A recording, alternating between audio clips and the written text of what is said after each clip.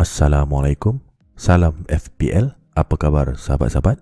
Terima kasih kerana menonton video saya pada kali ini. Baik, untuk review tim expert kita pada kali ini, kita akan lihat kepada tim Let's Talk FPL, yang mana host bagi channel ini dikenali sebagai Andy. Baik, untuk pengetahuan sahabat-sahabat, channel ini mempunyai 171,000 subscriber. Baik, mari kita lihat tim Andy. Baik, ini ialah tim Andy, di mana penjaga gol ialah Sanchez dan Steele.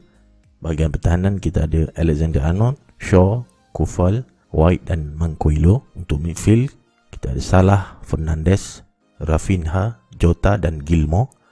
Manakala bahagian forward kita ada Tony, Antonio dan Calvert-Lewin. Andy mengatakan dia lebih gemar menggunakan 3-4-3, yang mana bangku simpanannya ialah Steele, White, Manquillo dan Gilmour. Baik, Andy ada cakap dia dah bersedia dengan beberapa draft untuk menanti kehadiran Sancho, yang mana FPL belum reveal lagi harga dia semasa saya buat video ni, dan ada beberapa draft dalam otak dia sekarang.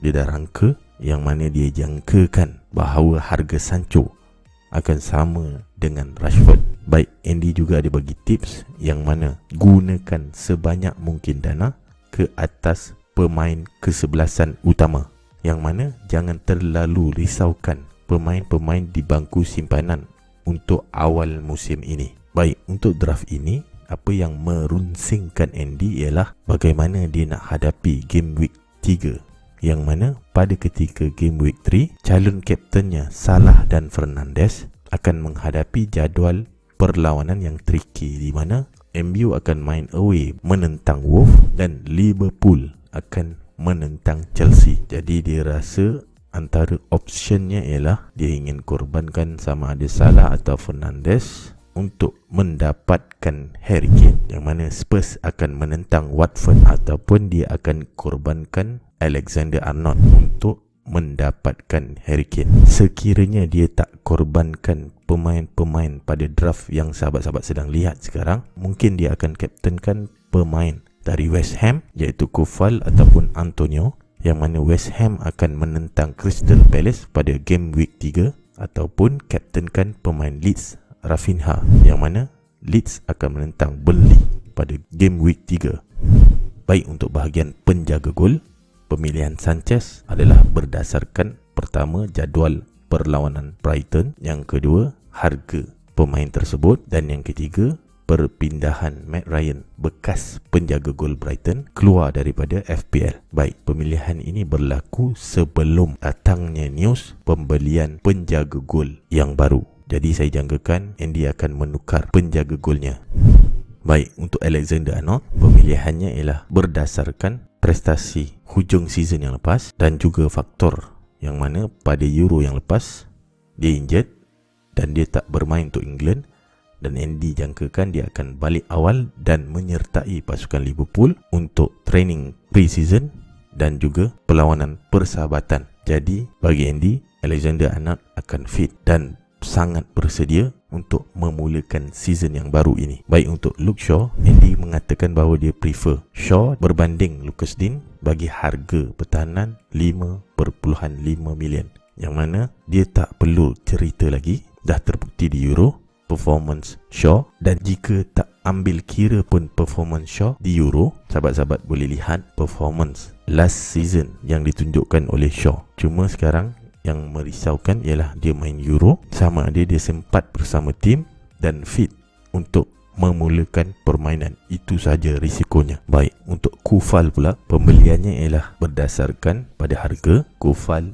lebih murah daripada Cresswell, dan kita tahu West Ham akan alternate, menukar-nukar posisi mengikut pihak lawan, yang mana kadang-kala West Ham akan guna 3-4-3 dan ada masa dia akan guna 3-5-2. Jadi sekiranya West Ham menggunakan kedua-dua formasi ini, tempat Kufal selamat. Kenapa? Bagi Andy, tempat Kufal selamat. Sekiranya menggunakan 3-4-3, Kufal akan main bahagian midfield kanan, dan sekiranya menggunakan 3-5-2, Kufal akan main bahagian wing back kanan. Jadi itu sebab dia membeli Kufal.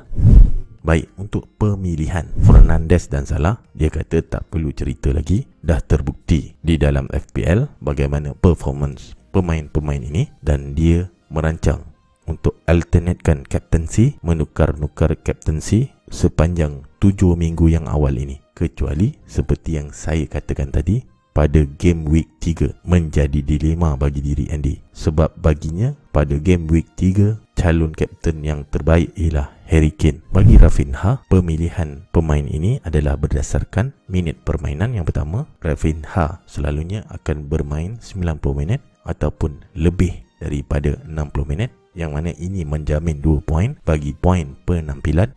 Dari segi statistik juga, pada season yang lepas, statistik Rafinha adalah sangat baik, dan dari segi corak permainan memang tidak dapat disangka lagi, sebab pemain ini suka cut in dan membuat shooting ataupun membuat hantaran. Baik, untuk pemilihan Diogo Jota, ia ialah berdasarkan jadual perlawanan Liverpool yang pertama, dan yang kedua ialah statistik Diogo Jota itu sendiri, yang mana kita lihat sama ada Diogo Jota mulakan permainan ataupun datang dari bangku simpanan, kebanyakannya dia akan berikan point, sama ada gol ataupun assist pada season yang lepas. Baik, Andy juga ada kata sekiranya tidak selesa dengan status Diogo Jota, dia akan menjadi kesebelasan utama atau tidak, sahabat-sahabat boleh tukar Diogo Jota mungkin kepada Saka atau Pepe, yang mana Arsenal akan bertemu Brentford pada game week yang pertama. Cuma game selepas itu adalah sukar bagi Arsenal, di mana Arsenal akan menghadapi City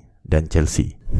Baik, untuk Tone, pemilihan ini adalah berdasarkan, yang pertama ialah ownership, sebab ownership bagi pemain Tone ini adalah sangat tinggi sekiranya dia tak ambil, dan Tone pula perform game week 1, jadi rank akan turun banyak. Dan yang kedua, Tone akan bermain di home pada game week 1, dan dia jangkakan mungkin boleh menjadi seperti Leeds pada season yang lepas, di mana high scoring game, walaupun Leeds kalah tetapi mereka kalah dengan jaringan 4-3. Jadi sekiranya ini berlaku pada Brentford, dia jangkakan Tone ialah salah seorang skorernya. Baik, bagi Antonio, pemilihan ini adalah berdasarkan West Ham tiada lagi striker lain, jadi dia akan alert dengan news bagaimana West Ham di transfer market, sekiranya ada striker baru, mungkin tempat Antonio akan tergugat. Yang kedua ialah sebab jadual perlawanan bagi West Ham adalah sangat menarik bagi 7 minggu yang awal. Dan yang ketiga,